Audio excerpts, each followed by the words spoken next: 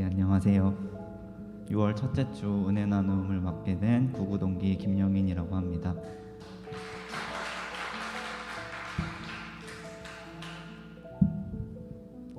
사실 처음 은혜 나눔 제안을 받았을 때 제가 은혜 나눔을 할 만한 사람인가 하는 의아함이 제일 먼저 들었습니다.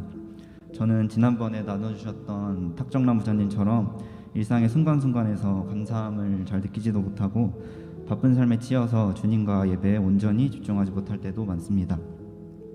역시 못하겠다고 저보다 더 나눌 만한 이야기가 많은 사람이 있을 거라고 말씀드릴까 생각하다가 노트북 앞에 앉아서 지금까지 제 신앙생활을 되돌아보는 시간을 가져보기로 했습니다.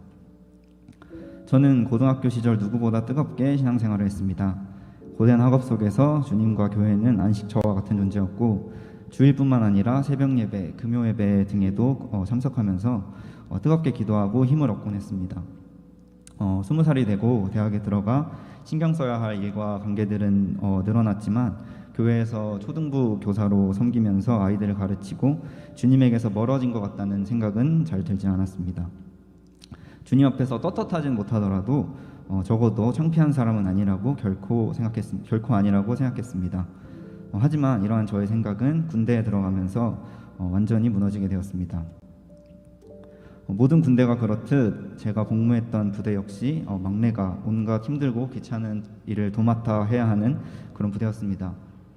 황금 같은 주말 근무는 대부분 막내 라인의 몫이었고 그렇게 예배 없는 주일은 한 주 한 주 쌓여갔습니다. 한 번 참석하지 못하기 시작한 예배는 시간이 지날수록 당연한 것이 되어갔고 제게 안식처와도 같았던 주일은 점차 평범한 일요일로 변해갔습니다. 그렇게 전역을 하고 가족 모두가 서울제일교회를 다니고 있었기에 전역한 그 주일에 바로 청년부 예배에 참석할 수밖에 없었습니다. 하지만 저에게 있어 너무나도 당연한 것이었던 예배는 1년 반이라는 시간이 지나며 귀찮고 번거로운 곳으로 변해 있었고 예배에 참석했어도 주님 앞에서 부끄럽다는 생각을 지울 수가 없었습니다. 그렇게 전역하고 몇 주 동안 그저 집과 예배를 왔다 갔다만 하는 습관처럼 다니는 것이 반복되면서 못할 짓이라는 생각이 들었고 교회를 떠날까도 심각하게 고민했었습니다. 정말 어리석은 생각이지만 이런 저를 주님께서 아직도 원하실까 하는 그런 생각이 들었습니다.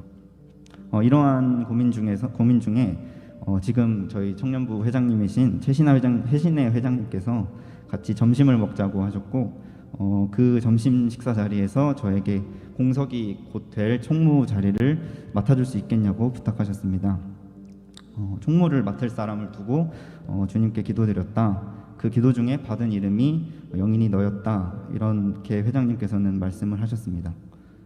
솔직히 제가 총무를 할 만한 사람이라고 생각하진 않았습니다. 저는 총무를 맡을 정도로 신앙적으로 영적으로 뜨거운 사람이 아니었습니다. 하지만 주님께서 회장님의 기도에 제 이름으로 응답하셨다는 사실이 저의 마음을 움직였습니다. 제가 초등부에서 교사로 섬길 때 초등부 예배에서 자주 불렀던 예배합니다라는 찬양이 떠올랐습니다.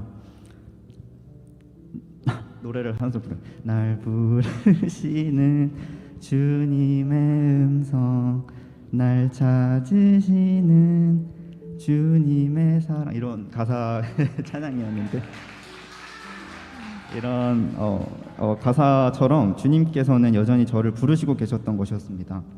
초등학생도 아는 너무나 당연한 사실을 초등부 교사로서 아이들을 가르쳤던 제가 모르고 있었다는 사실이 너무나도 부끄러웠습니다. 그리고 늦기 전에 주님께서 저를 여전히 부르고 계신 주님께로 다시 돌아가고 싶다는 생각이 들어서 총무 자리를 맡게 되었습니다. 다들 얼마 전 발매되었던 수로의 돌아서지 않으리 음원을 다 들어보셨나요? 저도 은혜 나눔 준비하면서 발매되자마자 딱 들었는데요. 계속 반복 재생을 하고 들으면서 기도를 하면서 주님과의 거리도 중요하지만 무엇보다 중요한 것은 방향이라는 깨달음을 얻을 수 있었습니다.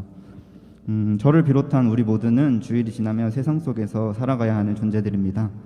비록 치열하고 바쁜 세상 속에서 주님과 멀어져 있다고 하더라도 주님께서 우리를 항상 부르시고 찾으시는 것을 잊지 않으며 항상 주님만을 바라보는 결코 돌아서지 않는 삶을 살기를 원합니다. 감사합니다.